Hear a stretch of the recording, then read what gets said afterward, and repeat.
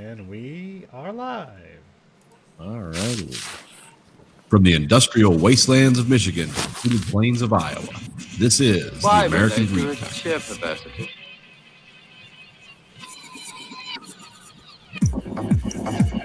You are the dead. Remain exactly where you are. Make no move until you are ordered. We burn them to ashes and then burn the ashes. That's our official motto. Now we can see you. Clasp your hands behind your heads. Stand out in the middle of the room. Stand back to back. Who can explain the fascination of fire?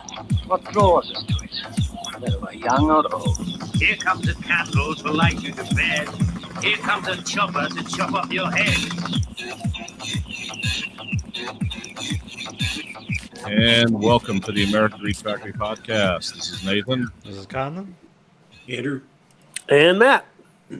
4 people tonight. Yeah, 2 sets of brothers.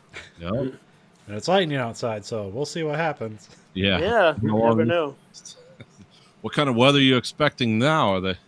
It seemed more like heat lightning. It didn't really seem to have like weather, but Yeah, probably not another derecho, hopefully. We'll see. a Derecho. Yeah, it's a, well, depending on how you pronounce it, I think it's derecho, but I'm not sure. That's all I do. When was the last time they had one of those there? That's a good question. I know. I don't know if they had it here. I've heard of some famous ones in like Illinois, but this went all the way to Indiana. So yeah, it started in South Dakota and it went all the way to Indiana. So it went through quite a few places, but there's an interesting. I learned that like for it to be considered a derecho, it has to have at least 50-mile-hour winds, and it has to travel at least 250 miles. Huh. Yeah. Well, there was a derecho in Garrison, Iowa, like in, I want to say 2008 or 9, because their fire station was destroyed by it and they had to rebuild it. And I did a story about them having a haunted house and they had like a plaque, and I'm like, what is that word? They're like, oh, you don't want to know. I'm like, okay, cool. And so now I know. So woohoo. It's the secret haunted house we have a plaque for. Yeah, it's kind of an interesting haunted house, I guess. This year they're scaring people remotely, so, you know. We did that story, which is interesting. We found your taxes. Donald Trump got reelected. Ooh. Fuck, now I gotta kill myself. The Postal Service. Yeah. Well, Nothing suspicious there at all. No, nothing to see here. Keep it moving. Yeah. I was reading something that Tacoma reconnected their mail machines against the warning of the U.S. Postal Service. So it's like, yeah, I don't think that's the warning you should probably heed. Yeah, well, that's a. Because what was some like 2.4 million pieces of mail a day was taken out of circulation, basically, with all the machines they took out. Because somebody overlaid a map with how the districts voted in the 2016 election, and its priority was that basically it took away minority and blue districts voting or mail sorting machines over anybody else in the United States. So, yeah. And they think they're going to get away with this too. I mean, they might, but I was going to say, it's yet to be determined. I hope not, but I don't know. it's just no. We still have that bar of success for Trump, though. It's like, well, there's no mushroom clouds, so not doing too bad. Hasn't become Far Cry 5 yet. Yeah, not yet. Not yet. Whoops. Wait till the election's over. Or if it ever happens. He might. Yeah, he keeps saying he wants to postpone it, but I don't know how that would work. Even his own party is like, no. Yeah, we don't do that. Yeah, we're not doing that. Well, there's a couple of lawyers. Hear the stuff that came out tonight? Mm-mm. Well, his sister was a federal judge, and she resigned. Yeah. And his niece wrote that book about him. Yeah. Okay, well, she recorded his sister saying, it's like, yeah, you can't trust that guy. He has no principles at all. He has no morals. She was secretly recorded saying that. This was the federal judge. And then this thing's coming out about they're trying to identify the person who took his SATs for him. And there's all kinds of shit like that. It was the best guy that did it, too. He was really good at it. Yeah, so that's... We have the best cheaters. Yeah. Only the best. They're fabulous. They're the greatest. So that's I mean, I don't even know how many. I mean, any one of those things could be career ending, but you know, it's just going to keep rolling out more and more and more. Yeah, Take his if Nixon knew how this was going to be, he would never quit. Yeah, he's like, I Go could on. just stay in office, and it doesn't matter. You can just lie to people's faces. Keep on moving. Well, Well, I think that's the whole thing with Trump. Like, if he just had done one thing like he's done, people would notice that more, but he just keeps doing it, so people move on and they just ignore it because the news cycle just keeps going. They're like, oh, yeah, he did that. I remember that. Never mind. Now what did he do? It just keeps going. well, it was like when he was campaigning in the primaries, and then even in the general election, it was like, oh, this is bad, and then like 15 minutes later, oh no, this is worse, and he could never focus on any one thing long enough. Yeah, because he just keeps committing crimes left and right. So he's like, try to follow all this. Well, I watched that Errol Morris documentary, the American Dharma, Steve Bannon. Yeah. Like, yeah, that was that's insight into that is really a view into this whole heart of darkness in this country that these guys think, you know, it's always about a revolution's coming, a storm's coming, or something, and then people ask them, it's like, well, you know what the result of that's going to be? Well, it's like it could be good, or you know, like, or yeah, or the country could tear itself apart. Yeah, but that might be necessary. You know, it's just like, God, We get to rebuild. yeah, It'll be all private now. Yeah, yeah. The Blackwater can rebuilding help part with of your that. country is always fun. You can ask the Russians about how well that works. Afghanistan could tell you. Yeah. It's going great for them. Not really.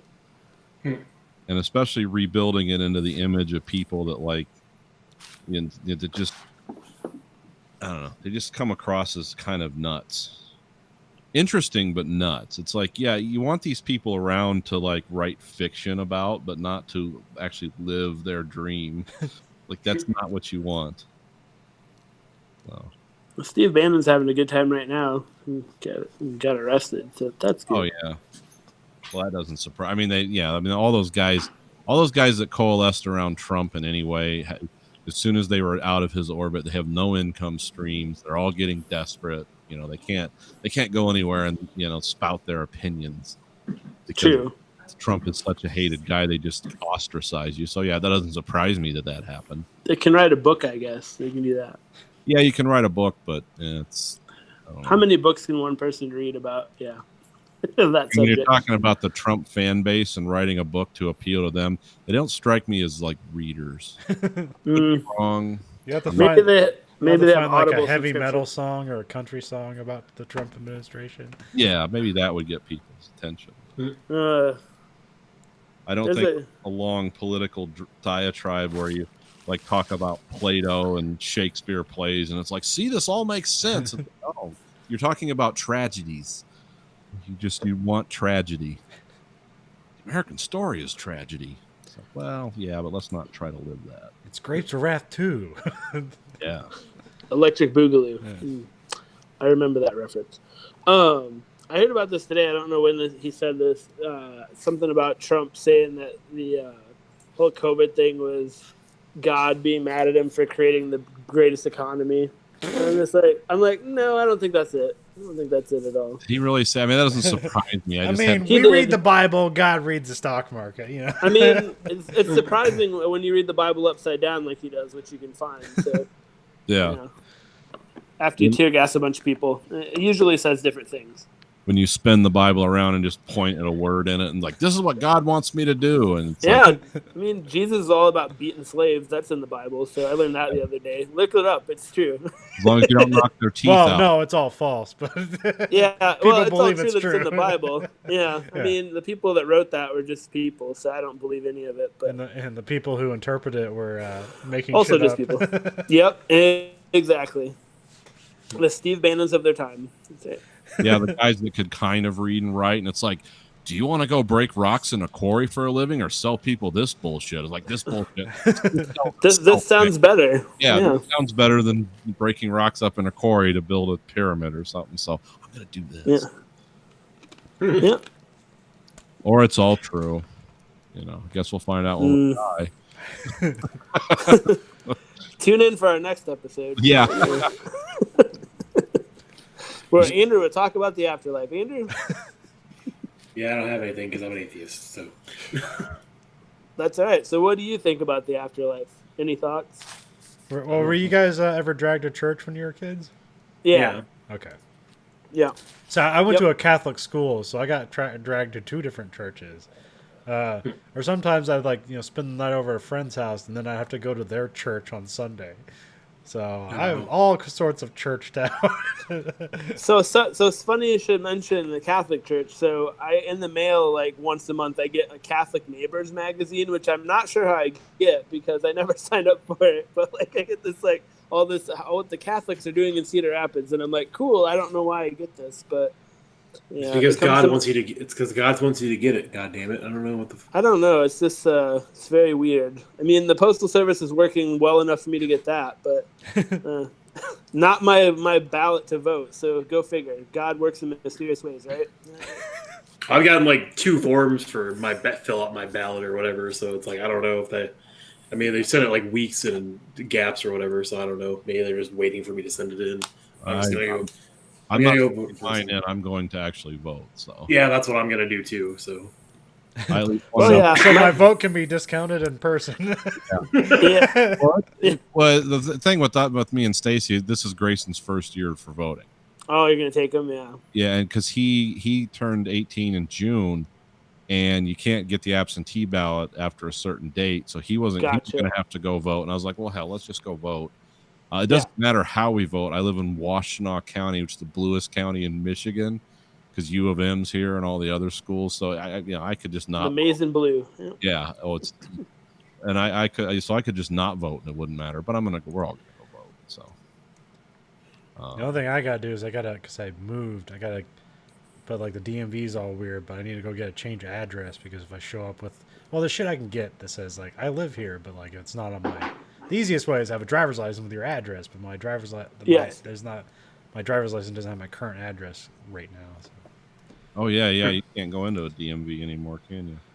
Well, I think they're opening up now, but it used to be like you had to schedule, and it was like a month wait to just make a schedule appointment. So. Yeah. Yeah, even if you show up 10 hours early when things were normal, they weren't ready for you. So. Because I do everything by mail, except every 4 years I got to renew my license. It's like, well, let's just knock out a day here. You want to bring a picnic lunch? Make a day of it. Yeah, because they're absolutely horrendous. I don't think I've ever really had a bad time at the DMV, but this is also Iowa, so. Yeah, the Metro Detroit DMVs are amazing, and our last governor closed like half of them.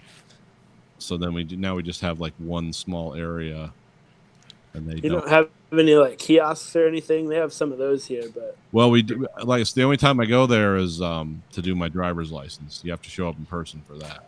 and just the people watch. Yeah. Yeah. Oh yeah. Well, I like how when the people were in line to get driver's license and they were giving them their test, the one lady was behind the counter was like, "Well, do you want that in Cantonese or Mandarin?" And it's like, because which version of Chinese are you like fluent in? Because we have all these Asian people here because of the university. Mhm. They give Yeah. their driver's license tests in Chinese and stuff. They don't even try, but they have to set the computer up to do it when they take the test. That's interesting. Yeah, would they accommodate us in China that way? I doubt it. Probably. I'm Well, not we sure. we have rights. They don't exactly have rights, so probably not. Yeah. Well, no, it's just because like America, well, actually, just Britain in general is so pervasive that every country has to cater to English at some point. Yeah. But at least in England, they I don't know. I think the English try to mingle with like knowing different languages, where in America, like we don't even have to try at all. So. No. Doesn't even pay Well, to you- another language here. yeah. Everyone's going to speak to you in English. So you would never have a chance to practice it. And plus, it's hard. I don't even do English that well. How would I learn another language? I remember I was taking German, and there was a dude. I think he was Chinese. Probably just being racist. I don't know. And Oh, and it was like one of the earlier ones, and so like you kind of like you're trying to talk in German, but then you're just like off to the sides, like I don't know what the fuck I'm saying. You know what this is? And like this is his third language, and you get to do the offside English conversation, and he's like doing like triple flipping magic to like figure out what you're talking about to then learn about German. It's like that was totally unfair. Like on my like I had such a lead on that guy that I didn't have to do 2 different languages jumps just to like try to communicate with the classmates. Yep. But yeah. So anyway, how's the Iowa devastation going? Who wants to take that first? Well, I mean, I'd say it's Cedar Rapids and Marion. Probably I mean, I would think Ames, obviously, and other times in between and after Cedar Rapids definitely got hit, but Cedar Rapids and Marion definitely got hit really hard compared to everybody else. Yeah. They had videos on YouTube where people had car cameras in Cedar Rapids. And they were driving around when this was going on. It showed them running into buildings and stuff. They just abandoned their cars. Those are on YouTube. Yeah, there was like DOT cameras showing it when it was hitting, and it is pretty bad. And there's one I saw was like out the front of the Alliant building downtown in Cedar Rapids, like the electric utility building. It's like a skyscraper type building. It's tall. On the ground floor, there's a bureau for the NBC station, and you look out the window. There's a silver car trying to drive, and the wind just pushes it back. And it's like, all right. Yeah, I was like, well, never mind. We're not driving anymore. And it kept trying and kept getting pushed back. So I don't know. Just never say die. Yeah, just keep going, I guess. But everyone has power, at least for now, or at least last I knew, there's still people without it, but a good number of people have power back now. But there's still people that don't. Yeah. Well, at least the only anecdotal evidence I can give is like I'm not selling, 30 pallets of ice this weekend, so I think most people have power now. Yeah, that's true. There's some, I mean, especially like some of the apartment complexes on this side of town, like they got hit pretty hard, like they're in tents, and it's pretty bad too. Yeah, I saw some pictures. I didn't see it because like you just go out and like you just see trees all fucked up, but I didn't see where like there was like houses where basically the second floor was just blown away. Like I didn't see any of that for real. I just saw that in pictures. I was like, Jesus Christ. Yeah, I saw way too much of it in person, so I was like, yeah, it's not great. But yeah, I got really lucky. My house is pretty much fine. The most damage I had was my car got banged up, but it's not that big a deal compared to a lot of people. So yeah, we got pretty lucky. I think the only thing that may be wrong with our house is like there might be some tiles missing from the roof, but like we can't even see them from the side, so who knows? Yeah, so like hard to say. Yeah, me to drive past your old house, Colin, to see how that did, because your neighborhood got hit pretty hard. Your old neighborhood, anyway. So yeah, I'm assuming just like the rest of the things over here, all the old trees got shredded and put onto somebody's house or in the road. So yeah, this whole neighborhood over here, it's just piles of logs and trees on the side, just waiting to be picked up at some time. Who knows? People are going to be having good fun this fall. Yeah, there's been a lot of jokes about people having a lot of firewood and different. There's this one story we did the other day about I think it was 11 or 12-year-old kid. He made a baseball bat out of one of the trees, like kind of like the natural. It was kind of funny, but yeah, I was like, and he wrote Duratio on it, and I'm like, all right, why not? But yeah. Huh. Well, good. At least things are somewhat back to normal. And then, Andrew, you had to do some tree business, take care of a tree. I've had to take care of a lot of trees. I'd say 80% of my tree waste has been all neighbors' trees. Oh, okay. It's by law, because I looked it up, because that's the reason why I was not having a good time for the whole week and a half of this business and shit. Besides not having a job and not getting paid. Was basically because, hey, if a tree falls in your yard in a storm, it's your fucking responsibility. It's not your neighbors. It's not whoever that tree belongs to. It's your responsibility. And so took care of it like I was supposed to, and so did everybody else, except for some of my neighbors that proceeded to either after I was cleaned up, dump their shit in my yard because it's my problem apparently, or demand that I clean up stuff for them because that's my tree, even though they're capable of doing it themselves. and they're like, oh, we don't want to sue you, and it's like, oh yeah, that's the fucking response I wanted. So that was You can't, but No, I looked it up because there's somebody that is trying to sue me for something totally different. So getting sued by somebody else. My wife got her hand bit by a pit bull the second day in, and fucking just between everybody piling shit in my yard after I cleaned up my own goddamn yard, and had relatives come over to help me with that because I don't have a chainsaw or nothing. Yeah. So now I got a giant fucking pine limb in my backyard because the daycare neighbors whose kids like jump up on the trampoline and call me a fat fuck and tell me to go fuck myself. Those kids, those wonderful kids, those people dumped a shitload of tree debris in my yard after I already cleaned up all my shit. And the backhoe just came and ripped all that stuff out of my front yard yesterday. So I don't know if I can put up more again, if they're going to take it, or if I have to cut it up in little pieces and dispose it over a month or two. So.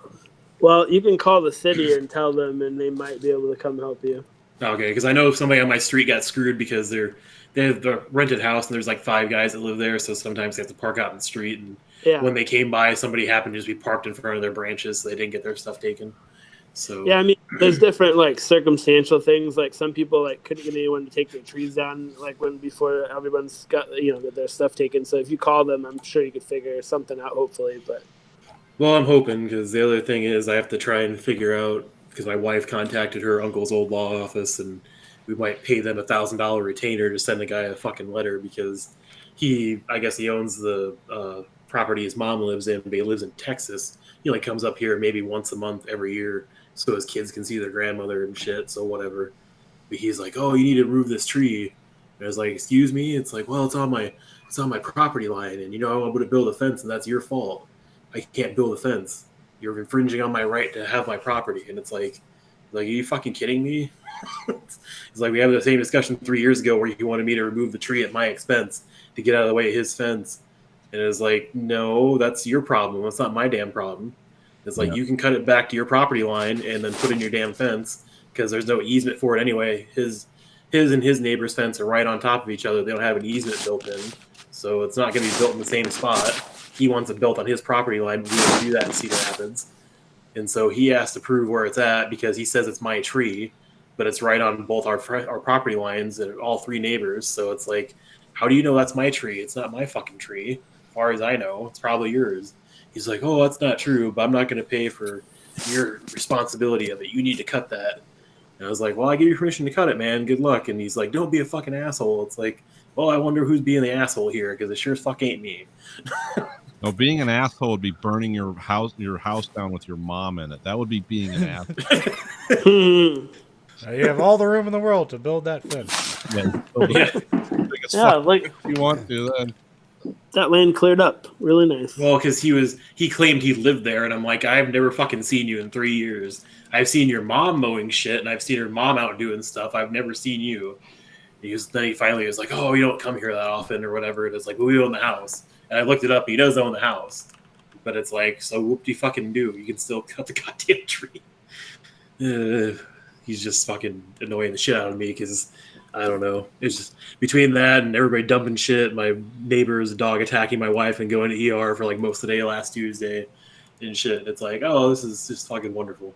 And also not getting paid and trying to figure out how the hell that's going to work, because they act like it's the work easy. get blown down, or well, the city condemned the building until they got power back.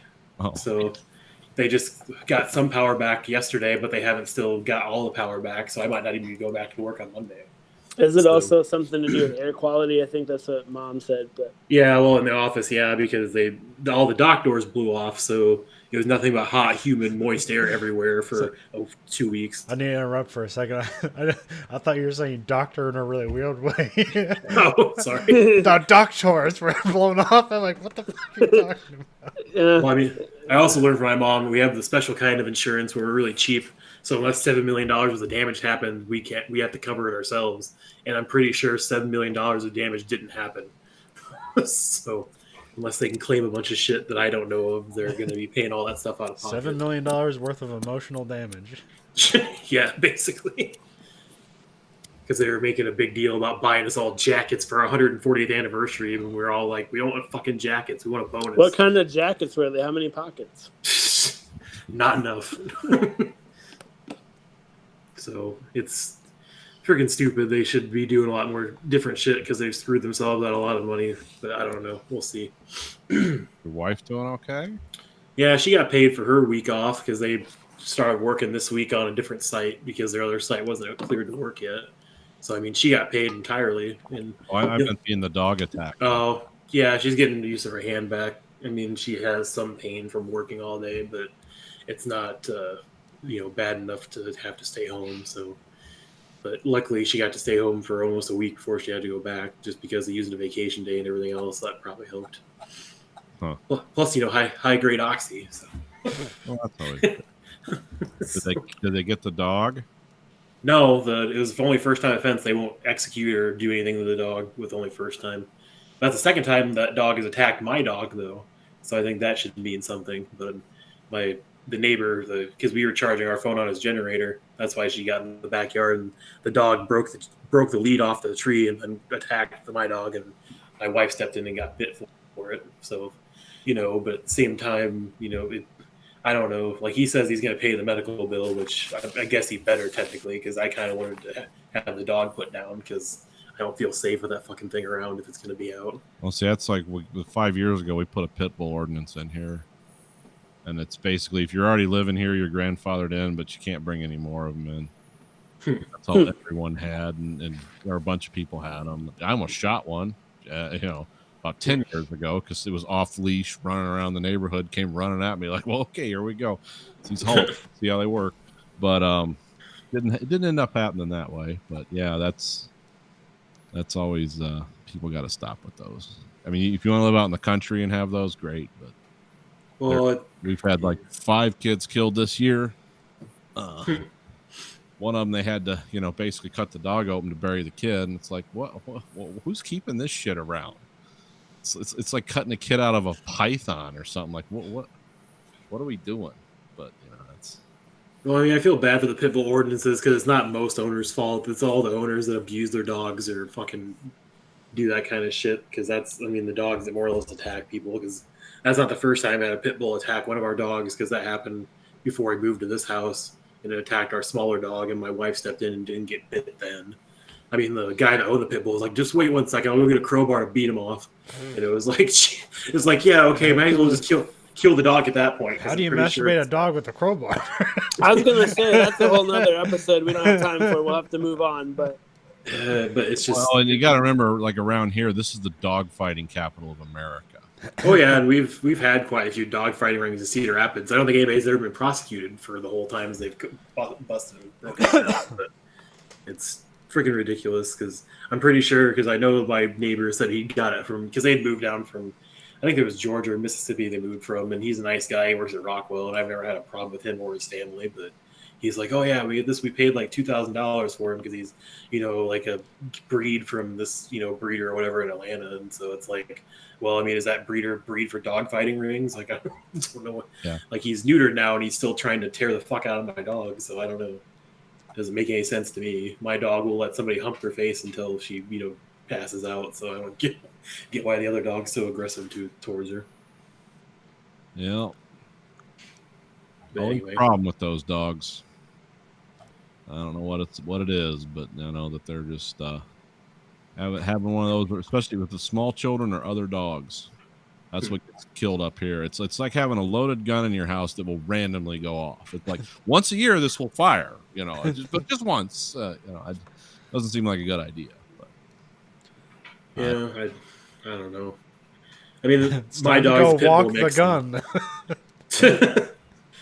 How do you clean your gun, Nathan? I use flea and tick shampoo. I don't know about you. gotta feed my gun Alpo. I gotta get the bullet bags out. He took a shit on the floor. there's casings everywhere. Sorry, that's the best I can do. I don't know much about guns. So. No, I don't Okay. F1 update. Yes. Nathan, you watched the Spanish Grand Prix. Yes, I did. I watched Lewis Hamilton finish the race with, was it 25 seconds, or how far ahead of everyone else was he? So this is probably a really boring race, but it's also good to see how dominating Lewis Hamilton is. He he lapped everyone in the race except for the people on the podium. So he lapped everyone except for 2 people. Yeah. He even Wow. lapped some people twice. Wow. So yeah, it's wasn't a very exciting race, but you got to see how like, hey, fucking Lewis Hamilton's no joke. He fucking knows what he's doing. Nope.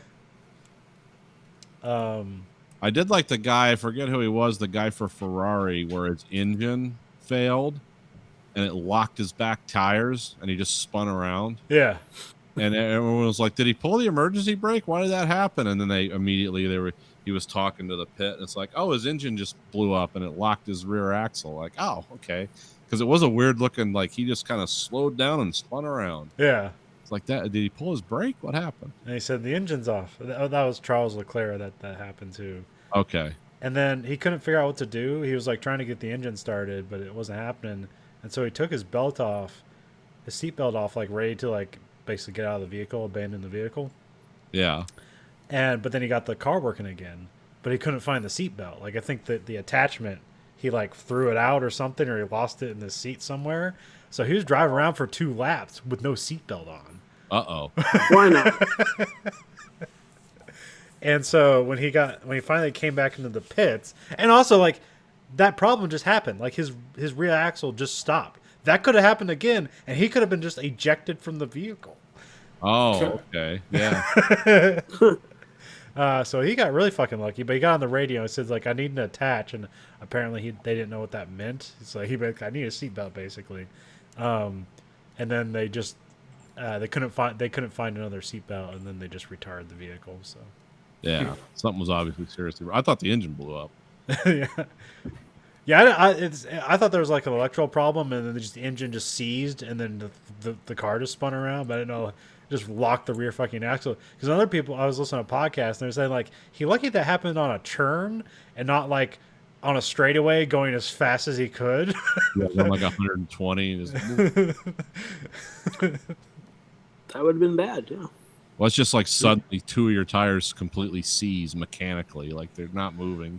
Yeah. Which that's no control at that point. And then I have a couple of corrections. I was talking about how they were gonna change the engine mode, so you can only have one engine mode. You couldn't have like a qualifying engine mode and a race day engine mode. Yeah. So they're not doing that yet. It's gonna come up at Monza. They're gonna do that. Oh, okay. But they don't race this week, so I think that might be the next race. I'm not sure. Also, I thought they were racing 3 races at one track in Italy, but no, they're racing just 3 times in a row in Italy at different tracks. Oh, okay. But then I also I heard something like the Mercedes engines have these engine modes, and like their customer teams like really like that. But I guess the Ferrari engine teams, I guess they don't have these engine modes. Oh, okay. So it won't really affect them. Yeah. So we'll see what happens. Then we had do you have any other thing that stood out to you about the race, or just watching an F1 race in general? Well, I mean, it's graphically, I like how they do it, because even though they're mainly on the front, it shows you the whole field and what's going on, and the guys trying to get around each other and almost constantly going almost tire to tire. Yeah. It didn't happen, but they came really damn close. The 1.4 second pit stops are amazing. Oh yeah. You get the 4 tires changed, and it's like 1.4 seconds, and then like somebody screwed up and dropped something. It's like, oh, that took 3 seconds there. That's gonna hurt. And it's like they're taking 4 tires off, and of course they got 12 people doing it, but Yeah. Yeah, the Red Bull, their pit team is really good. They usually do the record-breaking pit stops. Mm-hmm. But actually, the other team that's probably the best is the Williams pit stop team. Yeah. So they have even though their team sucks, they have a really good pit stop team. Yeah. It never really gets a whole lot of notice because they're never pitting in a dire situation where it's like, this could win us the race if we get this. No, they're just they're at the back of the field, and they just casually do a really fast pit stop and then back on the field in last place. And the So they can get comments were talking about a lot of the tire compound changes they were doing. Yeah. It's like, oh, he's going with the harder tires. Oh yeah, he's wobbly. He's having fun. He's having problems with those. And so but those were guys like all in the backfield. Yeah. The guy in the front, you couldn't even touch him. Yeah, he just, finished the race like 25 seconds ahead of other people. And, Yeah, there was a fun radio call where like Lewis Hamilton was up front and like Max Verstappen was like still in visual range of him, yeah, and his engineer got Max's engineer got on the radio. And it's like you should chase him, and he's going slow intentionally. yeah. Like he's just saving his tires. He's gonna fuck off at any moment now. He's just playing with them at the moment. But I think that race they did a lot of 2 stops, right? Yeah. Okay. And I think I think a couple of people pulled off a 1 stop. I think Sebastian Vettel pulled off a 1 stop. Yeah. He was the other Ferrari driver, and he had some fun team radio because they got on the radio. And they're like, "Do you think you can make these tires last?" And he's like, "Oh, for fuck's sake! You've been telling me to push for the last 3 laps." And then he's like, "I'm gonna give you." He's like, "I'm gonna give you a job to do. What time do I need to hit for these next like 5 laps or whatever?" And they said like 1:23 or something like that. It's like, all right, I can do that. So yeah, he did something like 37 laps on like the mediums or something like that, which was pretty crazy. But Yeah. he wasn't up front, but he's been doing like his car's been really bad this year. So I think he finished in 7th place, so that was like really good for him. So. Yeah. And then Well, he's a former 4-time champion, so that's actually terrible for him. But for how his car is and how the team is this year, that's good for him. yeah, and then the one guy did the fastest lap. Did the last lap.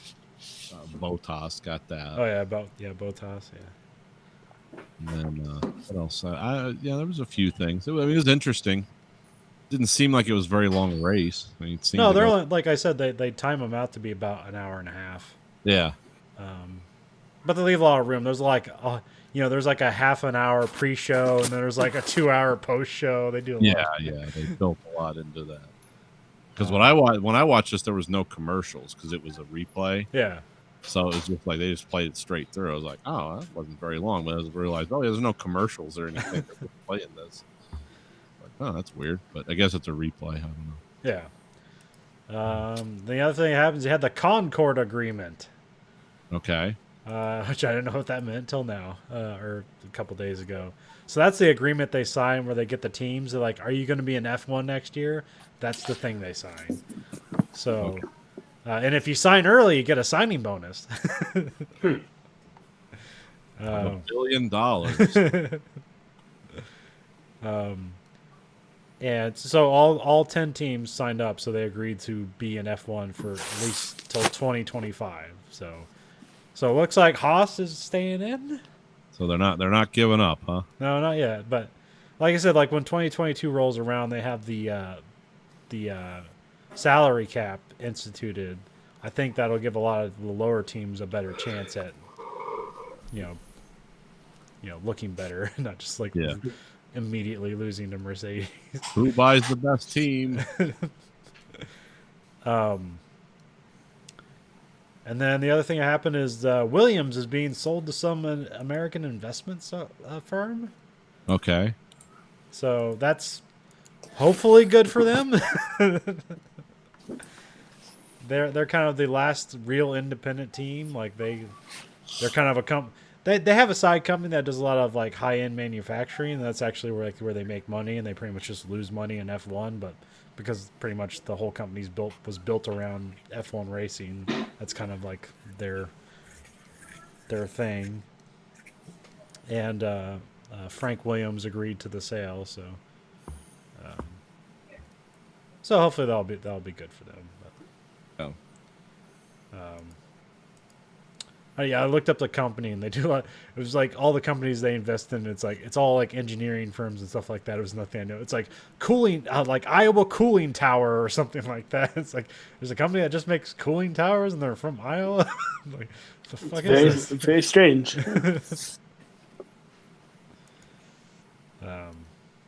So yeah, there's no race this week, so there's nothing happening this week. So, Not even wrestling or anything still going on. Wrestling's always going on, but Okay, well, I don't think we've talked about that in a while. So Oh no, I don't think you guys like. I mean, there's a bunch of stuff I could talk about. I'm just not sure you'd be interested in any of it. You can talk about whatever you want. Although here you to might be listen. interested in the WWZ Thunderdome. Yep, Okay. they're doing that. Yeah. So they rented out the Orlando Amway Center, which I get that's where the Magic plays. I'm guessing. Yep, that's it.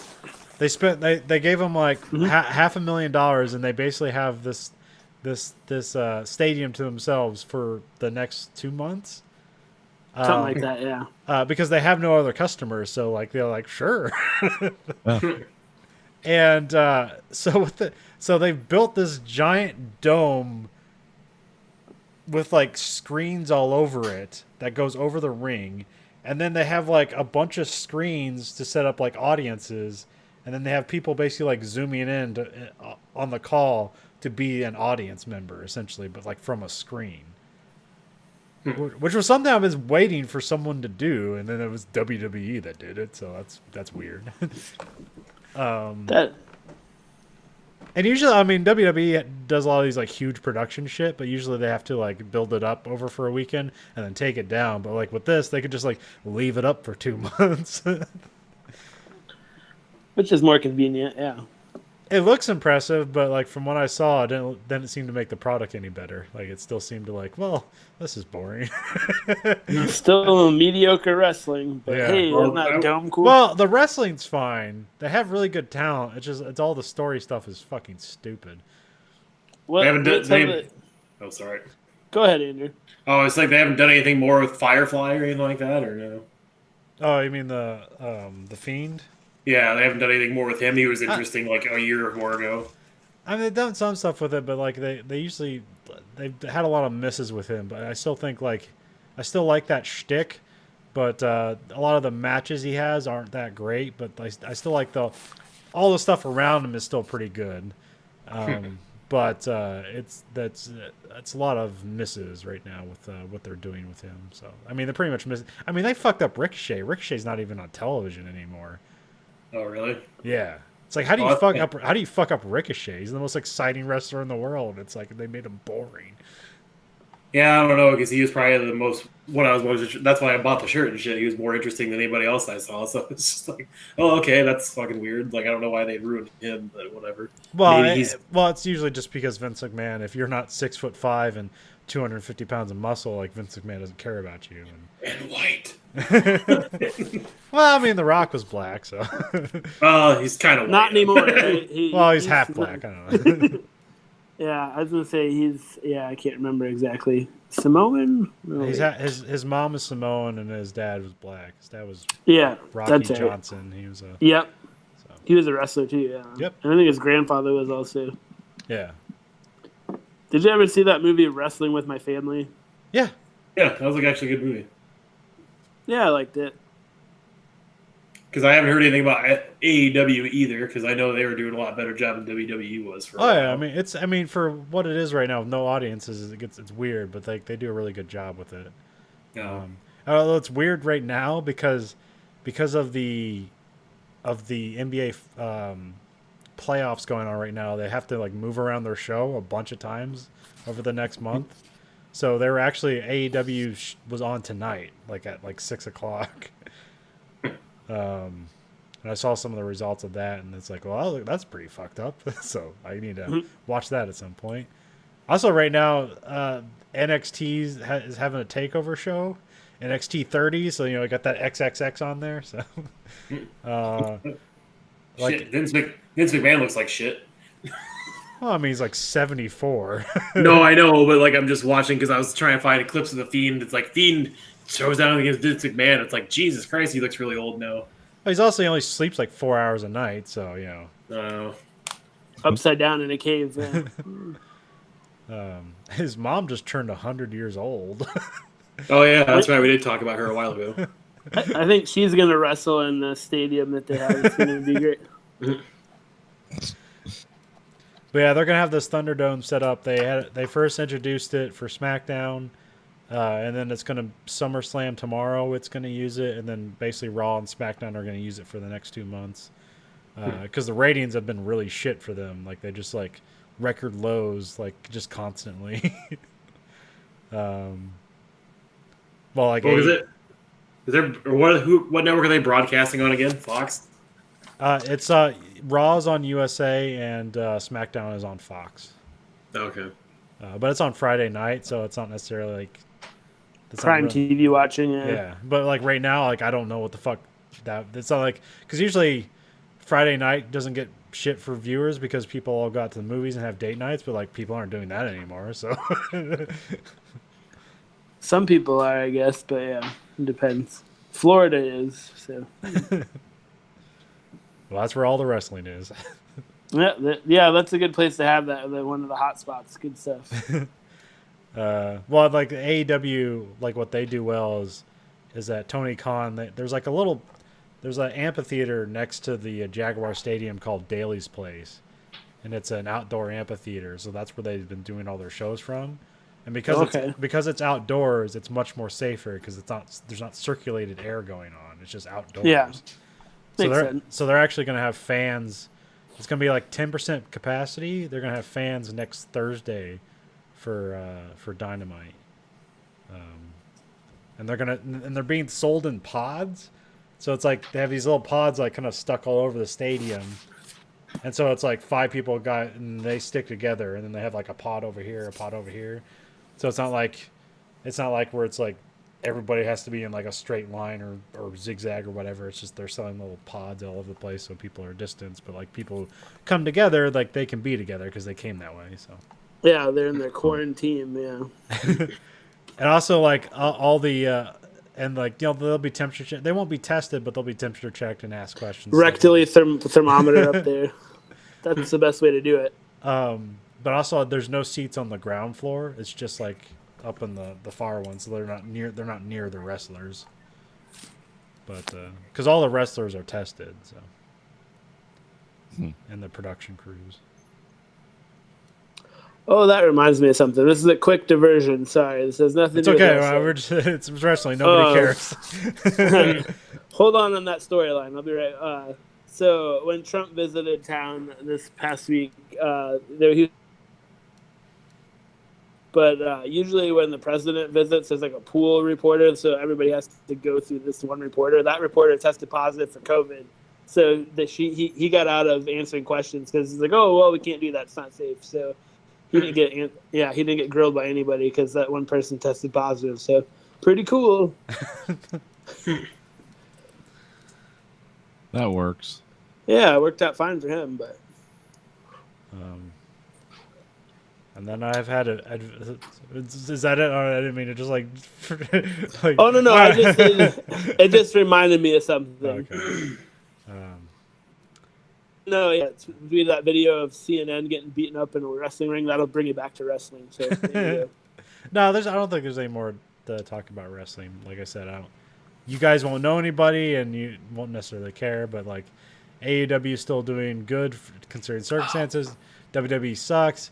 NXT is on a downturn, but like it's still way better than WWE. Well, that's the way it was last time I left wrestling. So I mean, WWE wasn't really the main draw; it was NXT. So Yeah. because Velveteen Dream's still in. No, is he in WWE now or still NXT? No, he's in a lot of trouble right now. So. Oh, really? What the hell did he do? Did some weird sex stuff with a potential minor on the internet. So. Oh, Jesus Christ! Well, yeah. I think it was just basically I don't know. I don't want to like defend him, but because like they did an investigation and they seemed to be like we found no fault on his end. So it seemed like maybe it was just like internet stuff where people are like I don't know, doing Chat roulette. yeah, and like I don't think there's necessarily any like people can say whatever, and you like Yeah, so nobody's I guess what believing. you're saying is like whoever this minor is, he didn't know that. They said they were older Yeah. or something. Okay. Or they said they're younger, and he just assumed it was role playing. I don't know.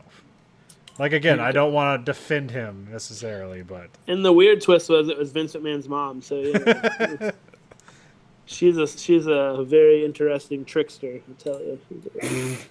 I guess the lesson here, kids, is if you're ever on the internet and your camera's on and your penis is in your hand, you're in a bad place.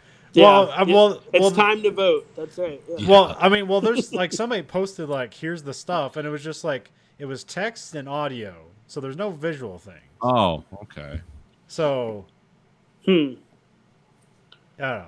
Yeah, he said some creepy shit to somebody who ended up being a minor. Like that's not necessarily illegal. It just that looks really bad and points Optics to wise is bad. Yeah. Yes. not great. Even well, if it was a consenting adult that was of age, would it still be creepy? It would be not Mm, business because it's what's going on between two consenting adults. yeah.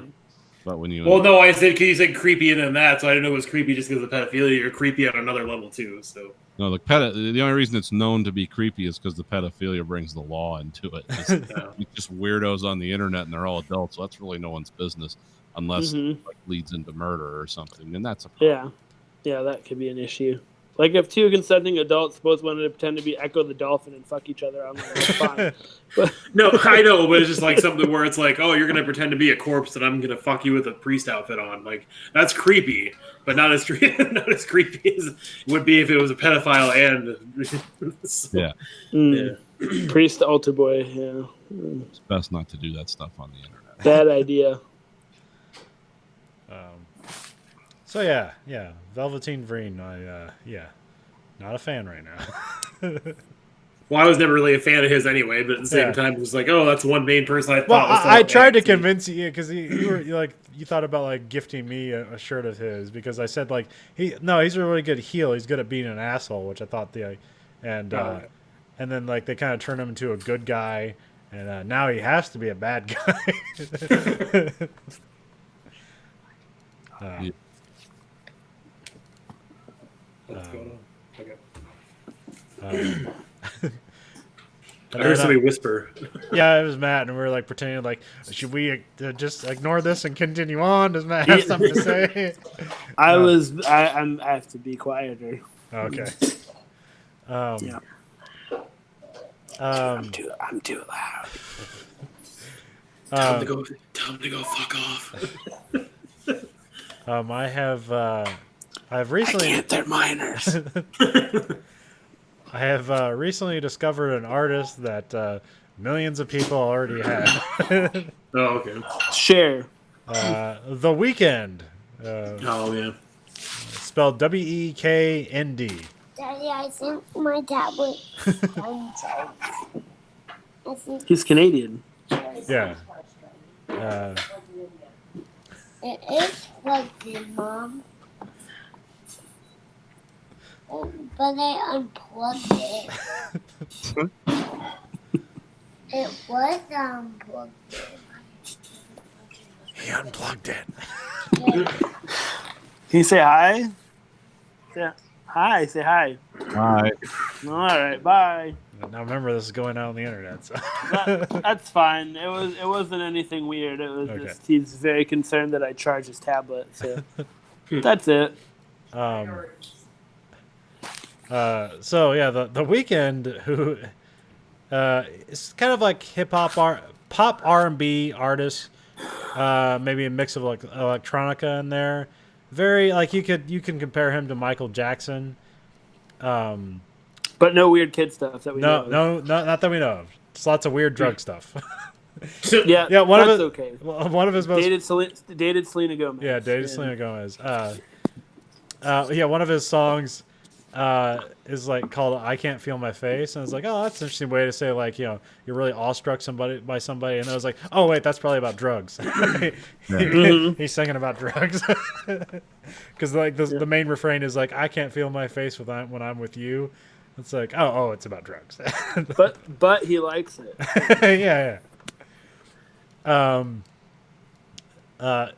And also, like, his most famous song, at least according to YouTube, is Starboy, Yeah. which has 1.6 billion views on YouTube. That's a lot. That's a lot. It was co-produced by the Daft Punk. It's a really cool video. What I like about it is like he has a lot of dark shit in his video. So it's like he's basically like a mainstream pop guy, but like the videos themselves are very dark. Like the video starts with him like with his look from the previous album, and he gets like suffocated to death, and it's revealed that the guy suffocating is him with his new look. And then he finds a pink neon cross in the house, and he proceeds to beat the shit out of the house with this neon cross. Makes sense. It's also interesting that like a movie like or a song this popular like has one chorus has the N word quite a bit in it, and the main hook to the song is like I'm a motherfucking star boy. Like that's the main hook of the song. I like. He talks about buying Bob a brand new wagon. That's as a Wrath of Khan reference, which is weird. Except to keep with the flow of the song, he says Wraith of Khan. I mean, whatever works. Yeah. Also, another cool video he did is False Alarm, which you know those Russian guys that make those first person like action music videos. Yeah. And they did like Hardcore Henry. Okay. Yes, POV type. Yeah. So they did a bank robbery video for this song False Alarm, and it's really fucking cool. So I suggest also watching that one. That one's also violent, and he also kills himself at the end of the video. I'm sensing a theme. Yeah. He doesn't like himself. That's the theme. And so recently, his newest album is called After Hours, and it has more of this synthwave, like kind of, what do you call that? Synthwave added to it. Synthesizer? Well, it's like the synthwave. It just has a synthwave. What do you call that? Like, fuck. They just have Beat, vibe. Yeah, synthwave vibe they add to it. So it's like again kind of hip hop, R&B, electronica, and synthwave. So that's kind of like the feel of the album. That's some really cool videos. Probably the biggest video is Blinding Lights, which is kind of almost an homage to Drive, because basically he just drives a car in it and he's like dancing around. Well, the video starts with him. He's just like laughing with like blood streaming down his face and his teeth are covered in blood. That's how the video starts. I mean, that's a good place to start. Yeah. And then like this is like an homage to Drive because there's an alternate version of a remix of this by Chromatica, who did that opening song in Drive, and it's just that song, but like remixed with this song. So it's like, okay, yeah, we know your influences. Almost everything of this song, like because they did like special performances because it came out. They did like singles like back in December, and then like the album got released in March. But he was doing like performances in January on like on the Late Show and like Jimmy Kimmel Show, and every performance he does, it's almost a music video unto itself. Like they're not just standing there doing the song. Like there's a whole performance and a whole like set piece that they do with it. Like on Jimmy Kimmel, he's like in a like those mirror boxes where it like creates infinity and stuff like that. He's in those, but they had like people in the crowd with like shining mirrors and lights at it, and like the more they shine the lights at the mirror box, he disappeared. Oh, okay. Interesting. And magician's tricks then. Yeah, and then like he did one on the late night or on the Late Show, where like he started on the Late Show stage, but then he like went down into like the underneath of like into the office area, and then like it became. But then the office area started moving around, so there was a cut somewhere, and then they were just like they had pre-made a music video for the song, and then he walked back up into the Late Show and like finished the song. So that was pretty cool. It was like it's all for the Blinding Lights song. Huh. Then they also do other performances too for the other songs in the album, but like that's the song I like the most, and it's probably the biggest one on the album. The album's called After Hours. And it has a whole interesting, like it's They say it's influences from Joker, which I don't necessarily get that other than that he's wearing. He's like he has a specific. It's a black suit with a red coat, and he's got like those like almost like tap shoes, but like it's like black and white. Like Oh on the- yeah. and it's all about being in Vegas and like basically like doing drugs and getting fucked up and beat up because like why the video starts with him covered in blood is because at some point in the video he's like getting beat up by people because he pissed them off because he's like high on drugs and gambling and like fucks with people and then but also what's interesting too like like this character like when he does the live performances he'll have like blood on him or he'll have like nose like bandages on his nose like he's fucked up in some way and that's how he does the performance like that's the character for the album. Huh. So he's not just in like a cool There's a lot of performance art going yeah on. yeah Okay. but yeah he's not just like in a cool suit now I'm out here dancing like and singing like no he's like fucked up he's covered in blood and in a cool suit. In character. Yeah. And he can do that because he's in Canada and he can get healthcare for free. Also like made me appreciate like he was doing the live performances but he's dancing around moving around and stuff but he wasn't doing like Michael Jackson because that was probably the most impressive when Michael Jackson did that stuff like how like hardcore he was dancing and like he was also singing like because usually like if you're doing like that kind of complex of dance they usually do lip syncing. Mm-hmm. But not Michael Jackson. He was able to do that shit. Because like, I remember one time I saw a Britney Spears performance where like the machine broke down and you could hear her like lip syncing to it because she was still kind of like, but like it was like being like you and me like trying to dance and sing at the same. It's like, oops, I did it. Just be Yeah, it's really hard to keep your winded. breath and do dance moves. So yeah, that makes sense. What did you say, Nathan? It'd just be like just completely winded. Like he wouldn't be belting out songs. Yeah, I'm watching some of his videos. It's into some interesting stuff. Yeah, so it's really cool and but yeah, like I said, one video has 1.6 billion views, so everybody knows who this guy is, but I did not. So it's not the most viewed video on video. I looked up that and it's like some I think it's some Spanish artists. As the song's called Despacito and it has like 6 billion views on YouTube. Oh yeah, I've heard that song. But, I mean, views don't necessarily account for how many people watched it. That could be just how many. I'm not sure how they do it. That could be just every time you click it, or how many times a different IP address like accesses it. Like I don't know, but like yeah, a fuck ton of people watch it. So Yeah. It's still quite a few. Yeah. so yeah, The Weeknd. Check it out. The new album's out, After Hours. All right. It's on Yeah. everything. It's on Spotify and Amazon Music Unlimited, or you can buy it. Like who the fuck would do that? Columbia House Recording, you can order in the mail Yeah. if it gets there. Yeah. Or just watch them on YouTube. Like those videos are really fucking cool. So I suggest just watching all his videos. Yeah. Watch them in Uncut Gems, all the different things. Yeah. Oh yeah, that was the other influence to this album is Uncut Gems. So. That's an upbeat movie. Oh, good movie though. I like that movie. I got spoiled, and then I just turned it on and Yeah, watched the I ending, and I was like, "Oh, okay." I could see this coming. Sure. But I have to like. People have been talking about those directors. So I need to like get into their catalog. Oh, the Safdie brothers. yeah. Yeah, Good Times is good. That's a good one. Have you seen that one? Is that one not. I about don't know. weed? That's the Robert Pattinson one.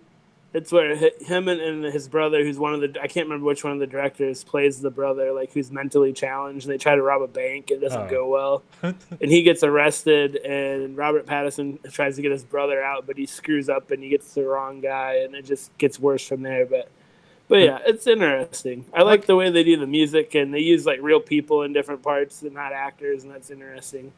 So. Plus, there's a whole pedophile angle with him on the movie too. So it's like, oh Jesus.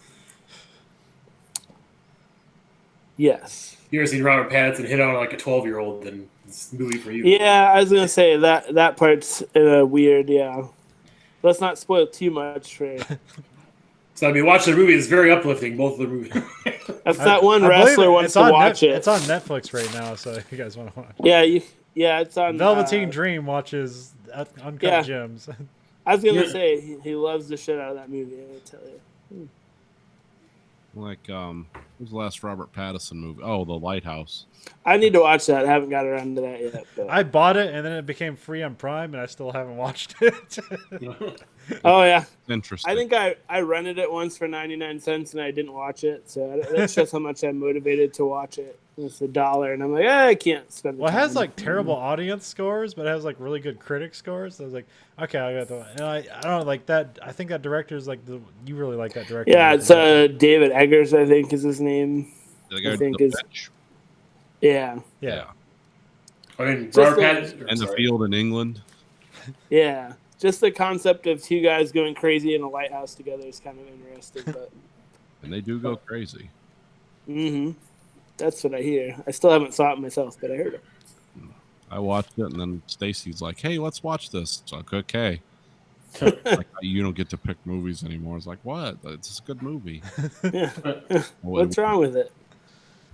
Well, she doesn't like the kind of movies I love. Has she seen how do you say that Midsummer? How do you say that? She watched that Midsommar. movie yet? No, Yeah, sure that. I've watched it. I mean, I've seen The Wicker Man before, so I was like, yeah, okay. Which, I thought that was in. Then Stacey, she really liked Hereditary, right? That's the same. Yeah, director. she did like Hereditary. That's the same guy though, isn't it? So- Yeah. Okay. Andrew, you were saying something before we just all cut. you No, off? I was gonna say, did anybody see the new Batman trailer that came out today with Robert Pattinson? I have not. I did not. Does it involve anybody like glittering in the sun? I hope so. No, I mean it's a nice. I didn't know what angle they were gonna go for. I figured it's gonna be early Batman career, or like very early on, like low tech Batman, and it seems that way from the trailer. But also very guttural, like fight scenes. So, like it seems kind of dirtier if that's a way you can do that. I mean, Batman's already dark enough. So Remember Christopher Nolan Batman's movie? We're going even grittier with it.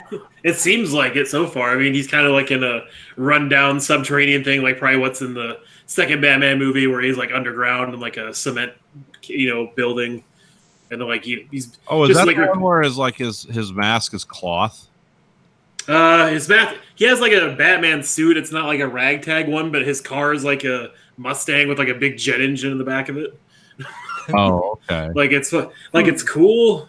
Like I guess not a Mustang, but like a muscle car, the jet engine propped up in the back of it, going out exhaust, and just like him, like a guy attaching with a machete. He's like, "Who are you?" And he just like punches him in the face, breaks his arm, and then keeps punching him in the face while he's down on the ground. And then everybody else is like, "Oh shit, maybe we shouldn't deal with this guy." So it's kind of like, "Oh, okay, this is kind of interesting." So Is it just an action scene, or do we see him as Bruce Wayne as well? we see him as Bruce Wayne a little bit, but more or less as him reacting as Bruce Wayne to stuff going on as far as like attacks and other stuff against it in public. So Does his No. does his Batman voice sound stupid? it doesn't sound bad, but he's definitely trying to imitate Christopher Nolan's Batman. Oh well, that's not. He's good. definitely trying to do the not gravel voice, but definitely dark and gritty. So Do you have he's some, not doing but he's doing. Do you have some asphalt I can gargle? So I mean, it seems interesting in that regard. So I don't know. I mean, who knows if it'll actually be a good movie? Considering his resurgence right now, he's picking good rules like Tenet and Lighthouse and other stuff like that. He might actually be good at it. But Who's directing it right now? let's see. I remember it was going to be like a whole like Ben Affleck deal, but then they hired Matt something on to direct it, and then he just like left the movie. Well, Ben Affleck's supposed to be Batman in the Flash movie still, so Yeah. at least according to things this week anyway. Yeah, is this supposed to be kind of like the way the Joker was, where it's like we're just doing a secondary like DC thing, but it's not gonna- one-off kind of thing. Yeah. Director is Matt Reeves. Yeah, he's done stuff. I can't look up his profile. What's his other stuff?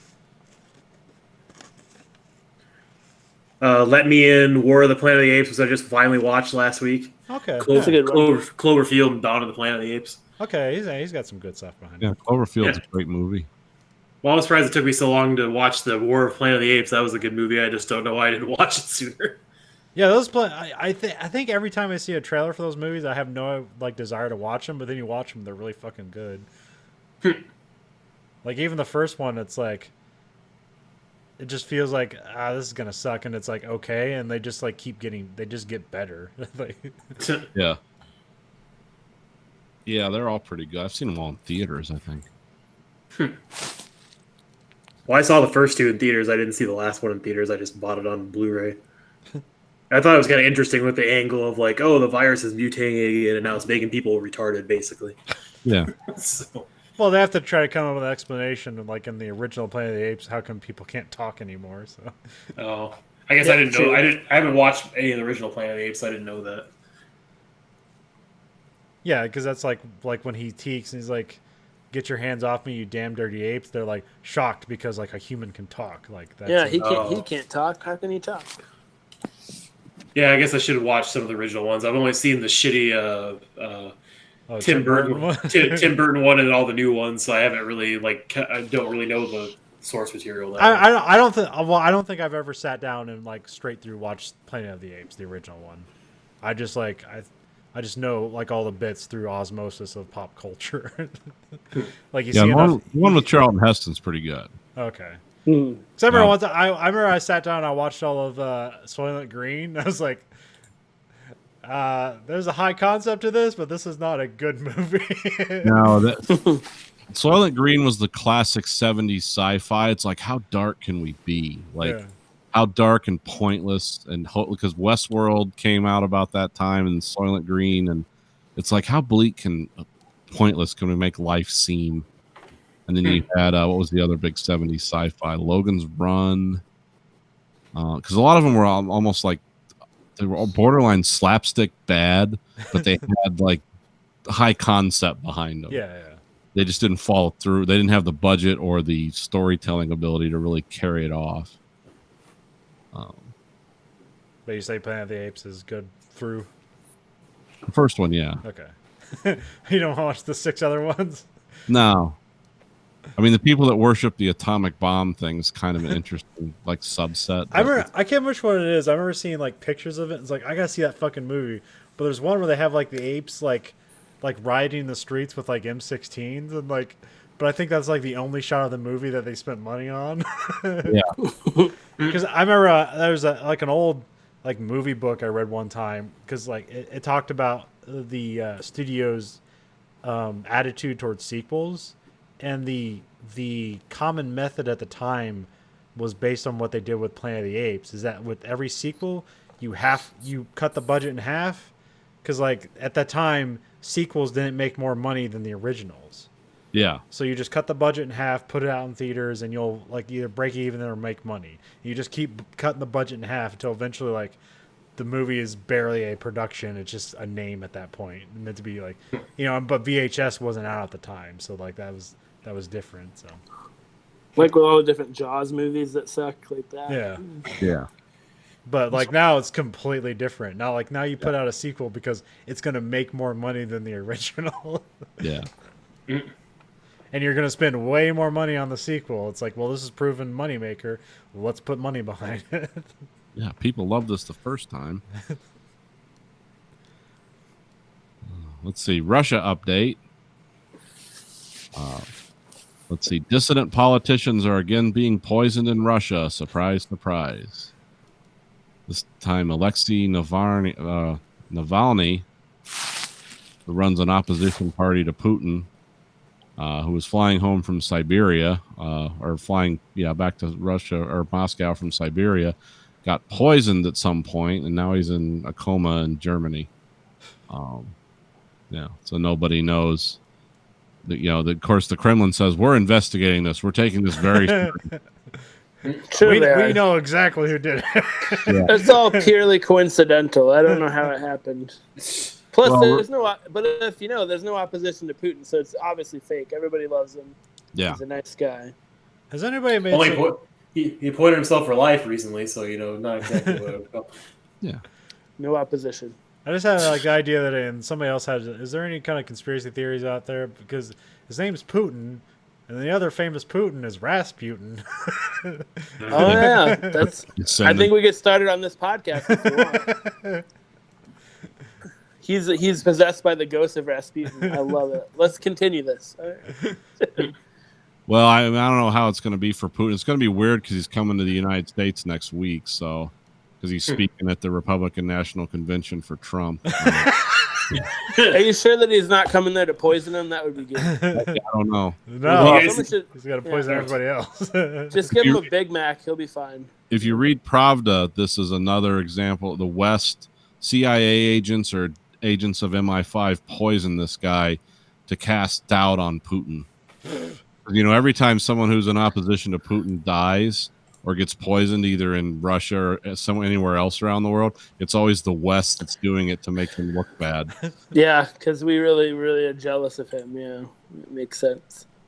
Well, I mean, it's just funny because they believe shit like that. Right? I mean, well, their government says that. I don't know what people actually. I was gonna say they probably pretend to believe it because if they don't, they're gonna end up poisoned and dead. So they kind of have to go with it. Well, if you know anything about about Russia, Russians know not to believe anything the government says anyway. yeah, it's like whatever you say. I'm not gonna. Yeah, if I lived in Russia, I'd be like, yeah, whatever, man. I don't. Well, my favorite thing was when when Putin did his first 2 terms as president and had to not be president for a while, and Medvedev was he was prime minister of Russia. And that's when they liquidated almost all the American spies that defected to Russia. Like these guys had like mysterious heart attacks or committed suicide by shooting themselves in the back of the head, you know, that kind of shit that people do. Normal stuff. Yeah. And so, yeah, he was basically killing off all the American defectors from the Soviet times. And then he became president again. And now I guess he's president for life. So, but yeah, this is the classic. What was my favorite journalist suicide in Russia where the lady shot herself 5 times with a pump action Remington shotgun. Like she That's just talent. I don't know how you do it. yeah. The police were like, "Oh, it's terrible." Pure muscle memory. Yeah. Yeah.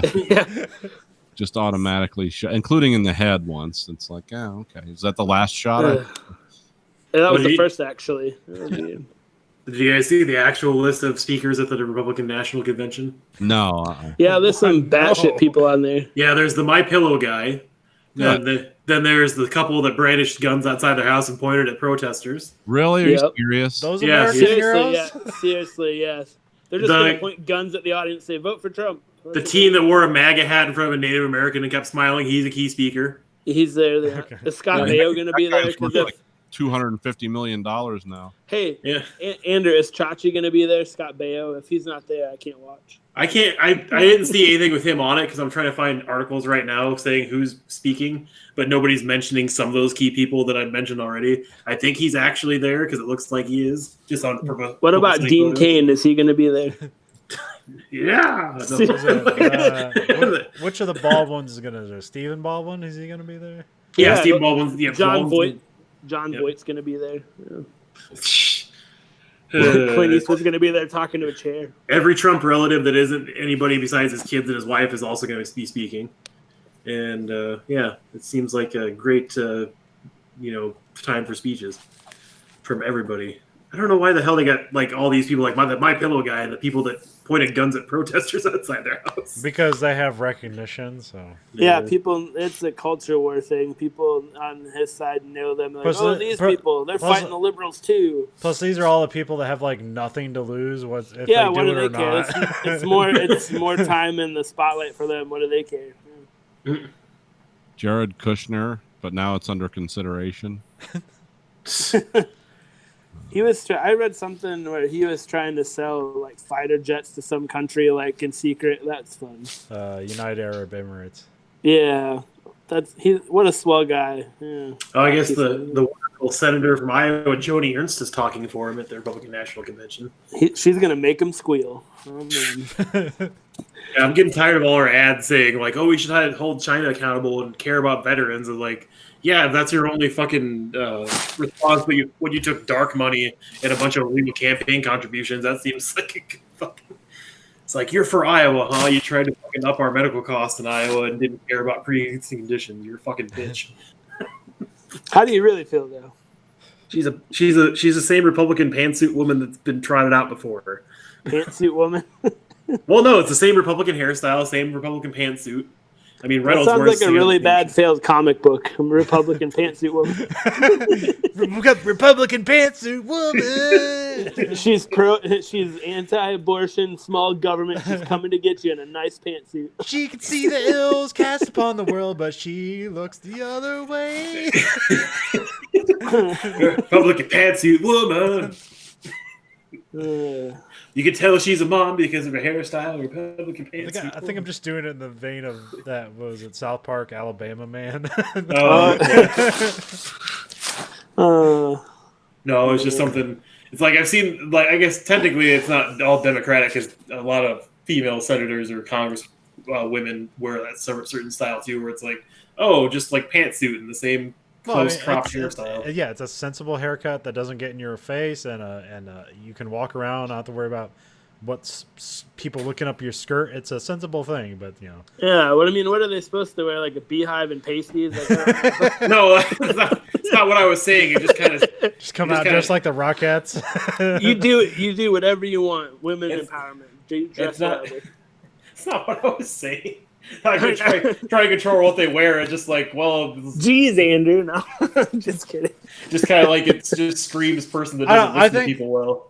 I think Andrew likes when things are different, and like because this has been the style for like the last 25 years, he's bored with it, but he doesn't necessarily have a suggestion for what they should wear responsibly. Well, it's not so much. I mean, I don't know. Like I get this. Just go out there with some just get him some Yeah, that one- Chuck Taylors, jeans and a t-shirt. What about like Just like the what the fuck? What's the chick from Friends who got out and did the dance with the boss? Courtney Cox? Yeah, Courtney Cox when she's what's that dancing in the Dancing in the Dark. Yeah, that's right. That's the one, right? I think so. Oh, okay. She's Yes. white t-shirt, jeans, and close cropped haircut or whatever. Yeah. Oh, so if we want to talk about women Republicans, I don't know why this amuses me so much. So somebody that I used to work with when she was in the news, Ashley Hinson, she's running for Congress as a Republican. And I saw this ad the other day, and it made me laugh really, really hard for some reason. So it's just her, like, she's talking, and then she stops talking, picks up a violin, and starts playing God Bless America on the violin with the cross behind her on the wall, like just a wooden cross behind her. And I'm like, what in the hell? Or she has another one where she's like, I used to anchor the news, but now I won't let my kids watch it. And I'm like, your kids are 9 and 5. They don't watch the news anyway. Like, it's like, who are you trying to fool? But yeah, I don't want anyone who might vote for me to watch it. Yeah, I don't want people to see that. Wait a second. I have my own propaganda instilled upon my children that will regret this later in their lives. It's probably like the least subtle, like, political ad I've ever seen. It's like, God, America, brr. It's like, okay, come on. Like, I think it'd be better if she was playing the song they played when the Titanic was sinking. That would be better, but she's not. She's not doing that. The funniest thing, too, one more thing about her playing violin. So her last day in the news, she came in the newsroom and she played the fucking violin. So I should have saw this coming, but you know, can't make stuff up. Is that just political discourse for them? It's like, well, you don't want to offend people with politics, so it's just pure imagery and vague ideas. Because only one party can be patriotic, not two, just one. That's the deal, guys. You can't be both patriotic, only one. And we all know which party that is. Say it together. The Green Party. It's the Communist Party. Everybody knows that. Which one is the party that their candidate for president, his name is Howie, and his vice presidential candidate is also a black woman? What is this? Howie Green. Look that up. It's pretty funny. But yeah, he wants to be in the debates. He's probably not going to be. No offense, Howie, but... Well, you know, I mean, at least if people like use their votes to vote for a third party everybody wanted, we could actually get a legitimate third party started. But I don't think that's going to happen this year. No. Well, I mean the There problem. haven't been any legitimate third parties yet, so No. Well, I mean, it would work if voting for a third party affected both parties, but it doesn't. It usually doesn't. It only takes away from one, usually. Yeah. The only time it worked against the Republicans was Ross Perot. Oh man, he had so many charts and graphs, pie charts, and oh man, good guy. I voted for him in second grade, so you know I'm good. Andrew, that was illegal. It was a class election. It wasn't an actual vote. It was okay because he voted by mail and it just got there now. So you're good. Oh, Don't worry yeah. about it. Well, Ross Perot got one more vote. There you go. But yeah. Howie Hawkins. Yes. Yep, that's what I was I don't looking know at, why. Like he just looks like if you looked up a stock image of an accountant or a lawyer, that's what you'd get. And I'm like, who is this guy? I Yep. don't know. He's anti-war, anti-nuclear. He's a Mhm. retired teamster and construction worker. There you go. Let's see. In 2017, he retired from unloading night shift trucks for UPS. Huh. He also went to Dartmouth at some point. It's like, well, wait a minute. Where does yeah? That's strange. Huh. Well, there you go. He's probably a smart guy, but he's just like politically isolated himself by joining a fringe party. So that's you end up on the dock unloading trucks. Makes sense. Yeah. Oh, we had a guy running for chairman once that had where'd he go to school? He was a law degree from like Pepperdine or something. Oh wow, He was a That's, machinist. that's interesting. Yeah, and I asked him about that once. I said, "Why aren't you out being a lawyer and making money?" Just basically said he didn't like it. He's like, I tried it. No.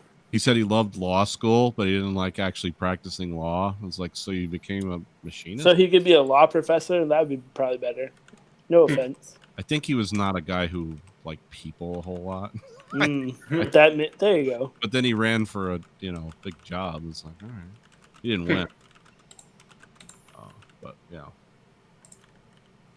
No, there's something interesting this week for my hobby because a popular YouTube channel called out Henry Cavill to play a game of Warhammer 40k on their channel for charity.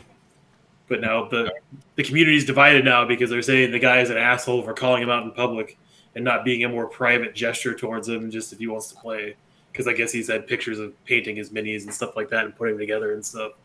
Because they rumor they want him to star in certain 40k properties as well, but they haven't even got those off the ground. So I have a question. yeah. So they wanted it to be more private. Like, what would that entail? Like, Instead of making a YouTube video calling like putting a note in his mailbox. Will do you like me? Check yes or no. Like, what is that? I guess they say he should have like contacted his people in private since they live in the same area of the UK and just asked, because basically if they offer a charity, because this is all the YouTube stuff is going to charity, so that means he doesn't need an appearance fee, he doesn't need lawyers to negotiate his fees and shit. So he should just be clean offer and he can just do whatever he wants. But people are just still like, well, it's kind of a dick move to like call him out in public because if he says no, he'll be the dick.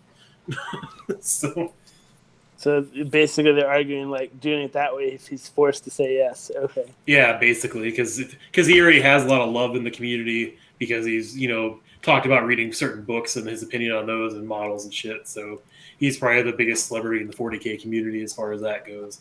So I mean, Will he have to wear that ridiculous wig that he wore in that one show on Netflix? No. I don't think so. I mean, he should though. The Emperor in 40k has like locks of golden hair, so I mean, I guess it'd be a wig, but it would be a gold wig instead of a white wig. So I don't know. There you go. Sorry, I have not been paying attention for like the last 2 minutes. I actually had somebody in the chat of my old childhood friend Jimmy Mitchell. Oh, okay. Hello, Jimmy Mitchell. Thanks for listening. Shout out to Jimmy. Jimmy, you should run for president. We need to get this party. He had an emotional ride with me from Wabash. Yeah. When I thought the car was breaking down, or when we got lost in Gary, Indiana. Yeah, back That's when a there good was place to no get GPS. Yeah. Oh yeah, it was funny when the storm happened. Because the city didn't work, I drove up to Iowa City, and one of the reasons I did that because that's the only place I know without GPS. Oh yeah. Yeah. Where'd all these roads go? Yeah. Like, let's find out. No, today basically that Kanye West keeps getting kicked off presidential ballots in different states. Like he just got kicked out of Wisconsin this week. So it's like, oh, good. Trump's whole plan of making a crazy black guy run to throw off votes for Biden's probably not going to work. Well, yeah, that wasn't viable for anybody. But No, I mean, because it was also completely transparent. So yeah, well, I mean, yeah, he admitted as much, and he didn't even do a very good job of trying to get on ballots in states. So it's like, yeah, you didn't really take this seriously, did you? Like, What do you expect? I mean, poopity scoopity, poopity scoopity. Yeah. I don't know what that's supposed to be, but yes. That's a lyric that he had in a song. And Oh, anybody really? that writes a song like that is like, I don't think he's gonna make it. No offense. Well, anybody that believes Harriet Tubman was for slave owners. Exactly. Yeah, that kind of stretches credibility. I'm not sure that she's. It was all a conspiracy. She was working with them. I like some phone video someone was taking when someone did that, and like you heard the lady like as soon as they said that, he said that, he's like, "We have to go." It's like, well, that's enough. All right. Well, just like general ramblings and him like crying and shit, and like I almost was aborted and I almost killed my daughter, and it's like this is a wonderful presidential rally. It's like Jesus Christ, man. Like I know he's going through shit, but damn it, Who's this guy again? Kanye West, Oh, okay. the controversial rapper that never seems to be in a good mental state in the last 6 years. Remember when he said George W. Bush doesn't care about black people? Man, those were the days. Yeah. Yeah. Yeah, if only we kept that attitude about the Republican. Scaring the shit out of who was the Mike comedian? Myers. Yeah. He's just standing there frozen. What did he say? Hey, let me get your attention back. Go watch my movie, The Love Guru. All right. That's why that movie tanked. No, because it sucks. No offense, Mike Myers, but that's a horrible. Somebody made a good joke recently. It's like shout out to all the good method actors like Mike Myers and Love Guru and Chris, and like all this other shit. It was like, oh, okay, funny. Like, I don't know why anybody made that movie, but I've seen a lot of bad movies, so not exactly a surprise. What was the last thing he did? He was in the Queen biopic. Oh, okay. Yeah. Weirdly enough, the funny part of that was he was playing the record executive that didn't like Bohemian Rhapsody, but in Wayne's World they use that song, so it's kind of funny. Like nobody will ever listen to this song. It's 7 minutes long. It's like pretty inside joke kind of thing. Because I don't know if you know that much about Wayne's World, but like that scene in Wayne's World where they're driving around in the Gremlin, like headbang into that song, like they wanted them to use like, excuse me, Guns N' Roses or something more current, and then that would have been a lot different. Yeah. Well, I mean, I know he's doing the new Shrek movie whenever that comes out, because why wouldn't he? I mean, that's pretty much like $200 million probably in the bank between fees from the movie and his appearance and all that other shit. So I don't think he even has to work because he probably has so much money from Shrek and all the other shit that actually did well in the early 90s or 2000s that he probably doesn't have to work if he doesn't want to. Yeah. So he's 57.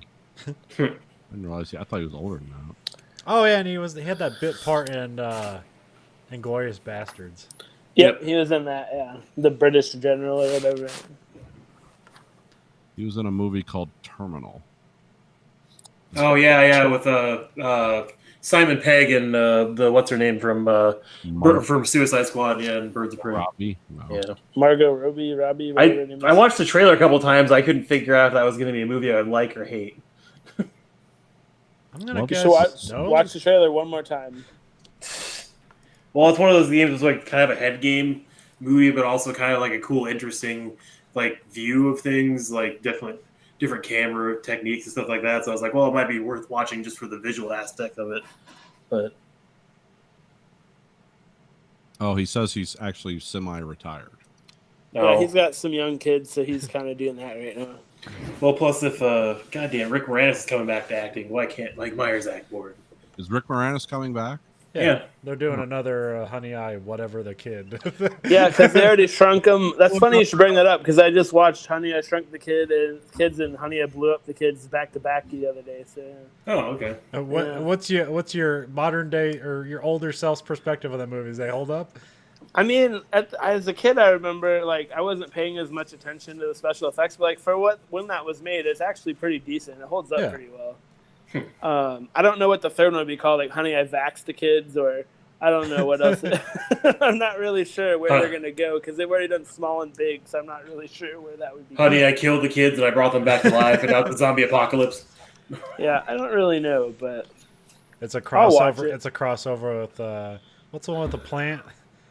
Oh yeah, Little Shop of Horrors. Yeah. Honey, I fed the kids to a giant plant. Yeah. Audrey too. Feed me, baby. Feed me, Seymour, feed me. They should do a crossover of Call of Cthulhu and yeah, I fed the kids to the dark elder gods. Yeah, QAnon stuff, that'll work. Why not? No, Cthulhu. That's part of that. Yeah. Is it? Mm-hmm. Oh, Yeah. I was talking about H.P. Lovecraft. I don't know. Oh yeah, no, that's somehow involved in it. I just read something the other day where they somehow co-opted that. I don't know how. Oh no. Is Well, it I'm because just the like, new that's not HBO right. show coming out? They're like, Yeah, the Oh yeah, Lovecraft. yeah, I haven't watched that yet. Oh, it's actually out now. I think Okay. so. Well, I just got internet back last night, so I haven't had a lot of chance to catch yeah. up. Where with have you everything. been? But you Andrew? don't have HBO. We'll get you HBO. Well, I know I probably have to ask for the the stuff again. So yeah. I have Well, HBO. changed. It's HBO Max now, and I had to do things. Oh really? Yeah, you Oh have to, okay. if you want to watch it, and yeah, I was gonna say, like, I had to download something, and it's not technically legal. I don't know. Well, I guess I didn't know what HBO Max was. I didn't know it replaced the other ones. So. Yeah, replace Go. What? It now just turned into Max, but Go disappeared. Yep. Oh. Huh. But you can still do a sign in with your provider for HBO Mhm. Max. But like my provider was like on a wait list, so like I got it like 3 weeks later. Well, you're still paying for cable, so I can't believe that you put on a wait list. That seems fucking ridiculous. But Well, it wasn't me specifically; it was like MediaCom in general.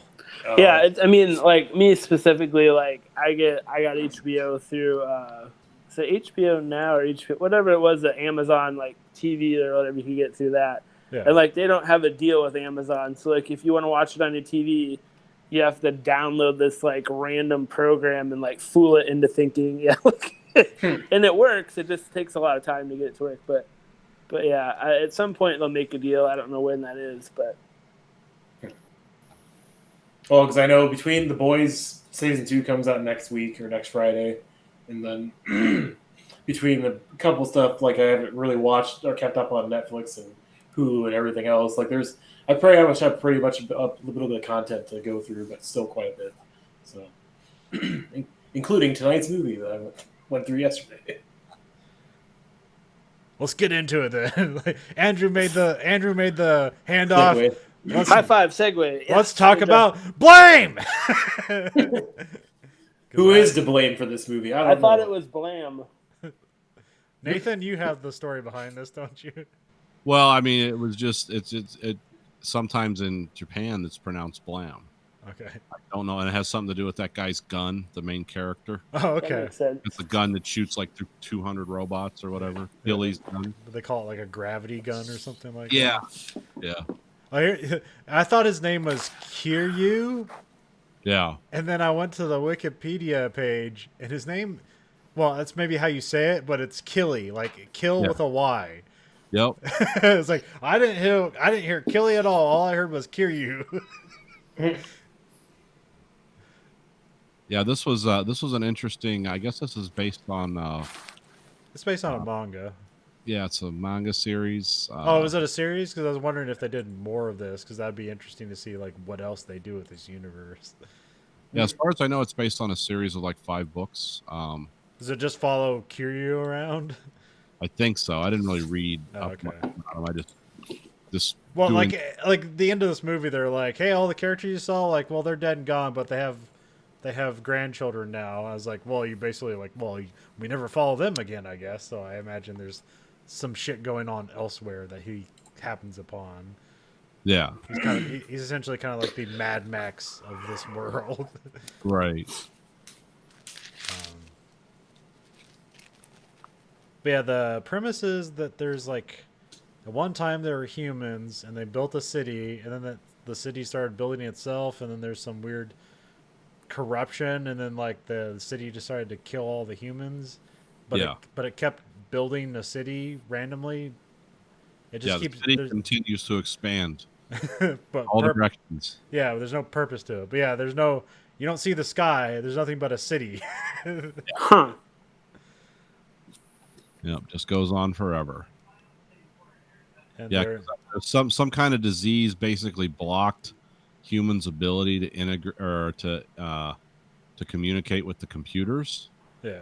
So they just the computers saw people as like, well, you're not part of the city, so we're just going to kill you because we don't know what I don't. It's not deep on story. It's just scary robots, and they try to kill you if they detect you. And everyone's running out of food because you can't grow food in metal cities. So Yeah, they're looking for sludge, which I don't think we ever get a look at sludge. What it is, just no, just something they eat. It's Mountain Dew Max. That's what it is. I like their weird spear guns. Yeah, that was a good part of the movie. I like that. It's like what is this thing they're shooting? And then you see like they have like a quill of just fucking long, like 3-foot spears that they put in this thing. Yeah, they get 2 shots and then time to reload. And like they have these like power suits, but like they never built this stuff. So like God knows how old this shit is, and like just like keep it going to defend the city. It's like, what was the stuff created in the first place to do?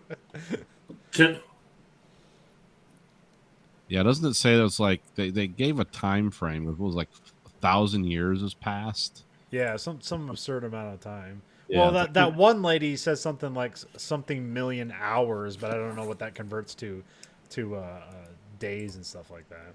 Yeah, it was 1,000. I checked it out. Okay. So it was like an eon essentially, since humans had any control over anything. And the idea of what a human is very Yeah, humans are like they're construct robots, or they're actual humans, or something in between. yeah. Because the lady at the rotting temple, she's like, oh, I was a scientist here and I developed this, and it's like, well, you're obviously some kind of robot thing. But then she says, well, I was a human, or she is a human. Yeah. But then it's like, oh, okay. But then also Kiryu says he's a human, but he's obviously some sort of robot. And then even the weird robot, what are the bad robots called? Safeguards. Yeah, safeguards. They said like he stole a safeguard body or something like that, which I don't know what that's another mystery for another movie. Yeah. Is that a series? 'Cause I thought it was made in like 2010. It said. Well, like Nathan said, there's a manga, but this is the only Oh. this is the only movie production of this thing. Oh, okay. I think so. I mean, this came out in 2017. Yeah. You said you saw some date with 2010, or is that when they originally tried to get it made? Maybe that's when they tried to get it made. So Okay. I don't know what. I mean, I don't know if Netflix just picked this up or they actually produced it or what. Yeah. They just picked it up for worldwide release, so they didn't produce it, but they picked it up. So. Yeah. Yeah. People were actually surprised this was shown in America. Oh, really? Yeah. Why? Kind of. I don't know. It's like a lot of stuff doesn't come over here. Well, Or it has to be- it's very grim and dark, but Yeah. Well, it doesn't have any controversial things like some anime that isn't shown in the United States. Like, because I didn't know why it wouldn't be shown. Well, some of that stuff.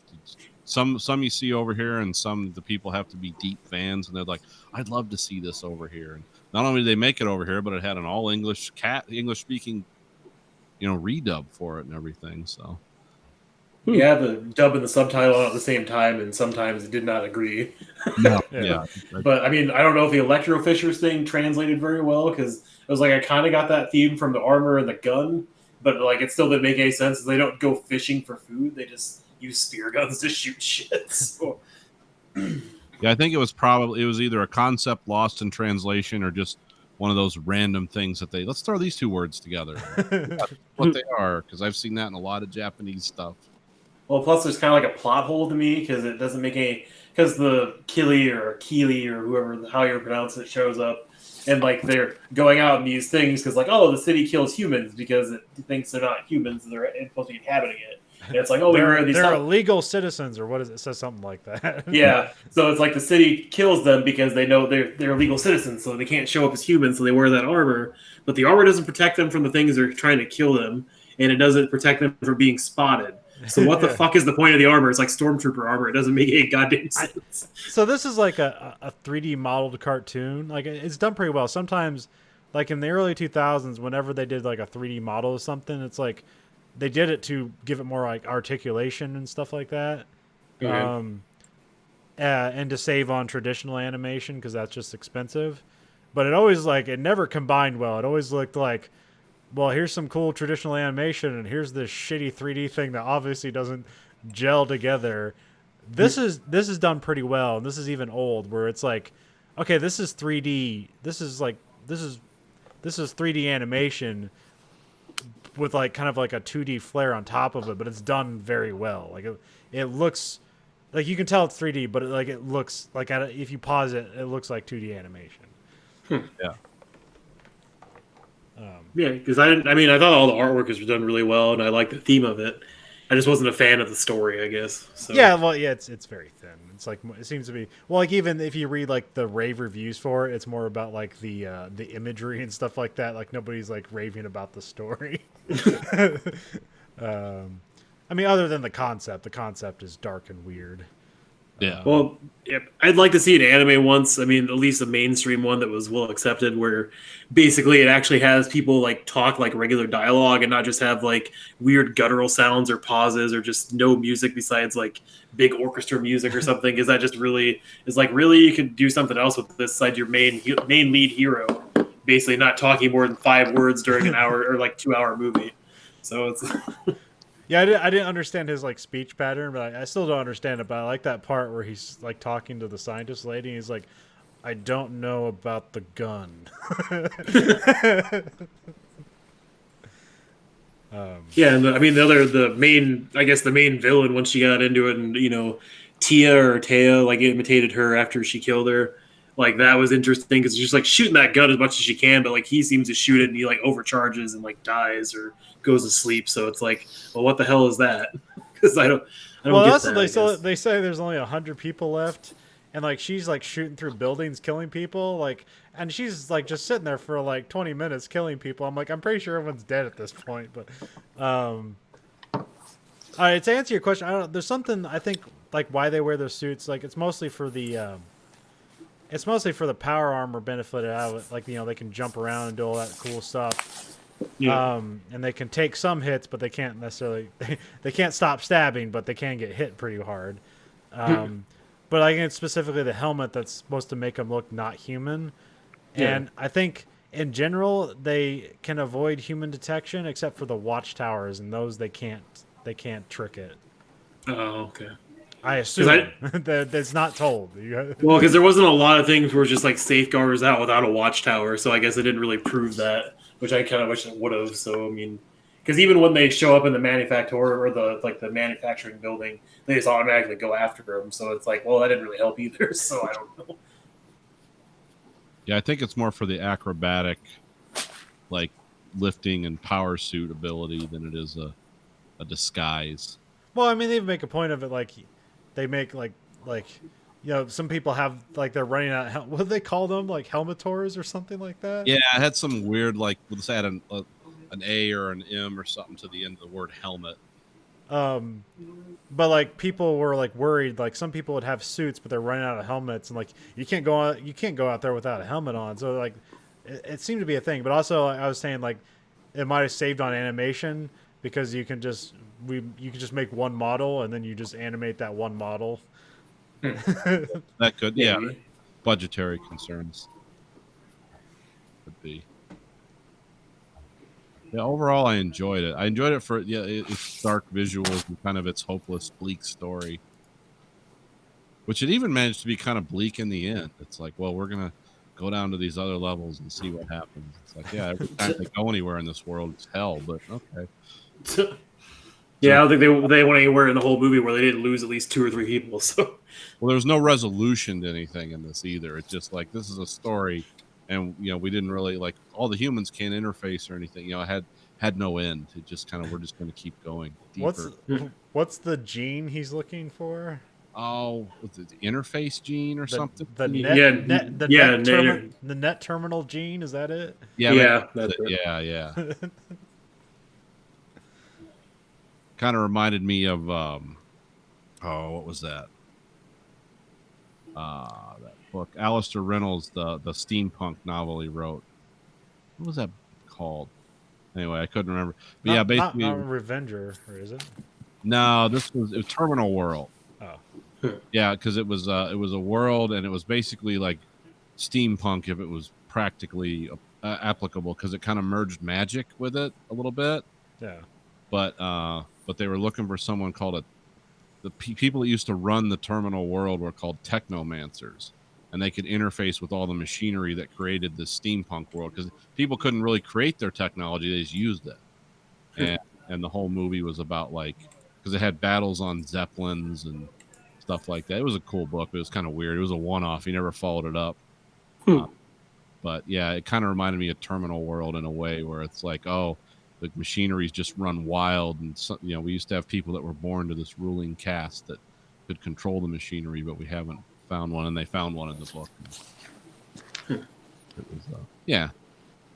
Doubt anyone's read that. But. No, I mean, I figured it was based on like a manga or an anime, but it's like I don't know. Like I don't know enough of the background stuff for a lot of the stuff that shows up on Netflix as anime. Yeah, I don't know much about. I just know what it reminds me of from other stuff I've read. So that's kind of what I based it on, and I watch it accordingly. No, I mean, when I looked up at Wikipedia, there's not a whole lot of like news about it. It's like, here's the vital importance of this. Like they just kind of like picked it up, you know, because you know Netflix is very supportive of anime. Like they, you know, that you tell me that Seven Deadly Sins show is pretty good. It's in its 4th season now, so you know they have some good stuff. Yeah. So Blame, check it out on Netflix. Well, you still can. Is that just a weird translation, do you think, of the title? Or do they actually, like, that doesn't make any sense for anything that goes on in there? Like, just blame, because who do you blame for the downfall of civilization? Is that it? Like, I don't know, that kind of reminds me of, there's that one show, Bleach. Like, I don't think that has anything to do with Bleach. And then what was that one with the robot police? It was called Paddleboard. Paddleboard? I think it's Pat Labor, but I always call it Paddleboard because it makes more sense as like one word than saying, because it is one word and it's Pat and Labor, but like why would you say Pat Labor and it's one word? Paddleboard makes more sense, but Paddleboard is also fucking nonsense. It doesn't mean anything. Well, it's actually what do they call that? It's an English assimilation of a Japanese word. Yeah. So that was because they just called it that, and it says, oh, it sounds like this, and there's Roman characters that make that sound, so we'll just crunch it together. To them, they say it, and it's like, yeah, robot labor police or something. And yeah, because like the labor is like what they call like the robots, like they're the labor, and then it's like this is the labor patrol essentially. Like they're the robot patrol that patrols the out of control robots who are the laborers or whatever. What are those called? Synonyms? Or yeah, there's a word for that, but yeah, that's it. So yeah, so some of this Japanese stuff is literally like, oh, we're going to try to describe it, or we're just going to make something that looks close to a Japanese word and has an English equivalent sound, but doesn't necessarily mean the same thing. Because that's just how they market it. And I know there's people that go real deep field on anime, and that's all they talk about. And they actually learn Japanese because they like anime so much. Well, I've been watching a lot of I think his name is Pro Zed on YouTube. Yeah. And he does a lot of stuff. He does a lot of dorky stuff, like about anime, and he does a lot of things about like board games and stuff like that. He also just like we're gonna review every Pop-Tart. And he'll do a review where he eats one of every flavor of Pop-Tart, and of course, like every one of these videos, by the end of it, he just hates anything that he's eating, and like he feels bad. It's like, well, we're gonna eat 31 flavors of Lay's because I'm a fucking idiot. Oh, he'll do it on the show. He'll eat. Yeah. Oh, okay, yeah, that sounds. I think the only one he's edited around was when he did like the Hot Pocket one, because you have to cook those. He kind of did those over a course of several days rather than just like, we're gonna live on the show. Let's do one of every Hot Pocket. So long-term diarrhea. Oh fuck! What was I getting at? I saw one of his videos where he's recommending different animes, and one seemed really good. It was just called Monster. It's really hard to look for. I think you can find it on YouTube. That's the only place I've legitimately found to actually watch it. It's like it shows up on Amazon, but there's like no way to buy it. It's like, here's 5 seasons of the show. We won't let you buy it because you live in America. So then you got to get a VPN, then you can buy it. Yeah. So it's called Monster, but like it's hard to look for because like the creator's name is on top of it, and that's like the best way to look for it. But and not the Charlize Theron movie Monster. You can buy that. Yeah. You can buy as many as you want of that. but it's about a surgeon who one day, like a senator or something or equivalent of that, prime minister, is like comes in the hospital, and then there's like a kid who was like shot, and he has to choose basically like which one he's going to operate on. He's basically choosing who lives and who dies. Yeah. And so he chooses to operate on the kid, and because of that, it fucks his whole career over because he let like the prime minister die or whatever. And then the kid grows up to be a serial killer. Ah. So he made the right choice. And like the series is about him like essentially trying to investigate and stop this kid from killing people, and then like it goes all different places. I haven't watched it yet, but that's the way he described it. It's like I gotta fucking watch this. And then it somehow ends up like the last episode of Dexter where he's a lumberjack. And it's really strange. And disappointing. This was so good, and then just immediate disappointment. Yeah. And then the other one, we talked about a bunch, but the other one that caught my eye was the guy who did One Punch Man. He did another show called Two Punch Man. oh fuck, it's like Mob Psycho 100. Let me look it up. It's fucking weird. Let me type Mob Psycho. Yeah, it's Mob Psycho 100. Huh. It's kind of like a ghost hunter story, and it's about this kid who's a telepath, and he's like helping this guy who's a what do you call that? He's just like a fraud, and he's like telling people like, you know, there's ghosts in your house, and he's gonna like exorcise the demons. And then occasionally there are actual demons, and then he calls this kid up to actually like take care of the demons because he doesn't have any psychic abilities, and usually he's used to like making the like there's no actual. So he's like a medium or whatever, like that kind of thing. Yeah. And he just like extorts money out of people. But then there's something like this kid doesn't know it, but like the more he uses his ability, the more he's like. There's like a meter going on throughout the show where like if it reaches 100, which that's like the kid's name is Mob, and then the Psycho 100 is like when he reaches 100, basically like the world ends or something like that, or a bunch of crazy shit happens. That is on HBO Max, so I am starting to watch that. It's humorous because if you ever seen One Punch Man, that's just like all humor, and but like really great action. It's like his drawing style is weird because like when things are still, like it kind of has the animation quality of like Beavis and Butthead. Like that's how things look. But like when the action picks up, it becomes like super detailed and really flows real nice. But then like when it goes back to like normal, it's just like it barely animates. Things are very quickly animated, and like it looks very like simple. So it's interesting. Huh. So yeah, those are some secondary anime recommendations. Yeah, cool. Or SARS. All right. Well, that's all I got for this week. All right. You got anything else to add? Not really. All right. Well, this week for the American Read Factory podcast, this is Nathan. This is Colin. Andrew? And Matt. Goodbye, America.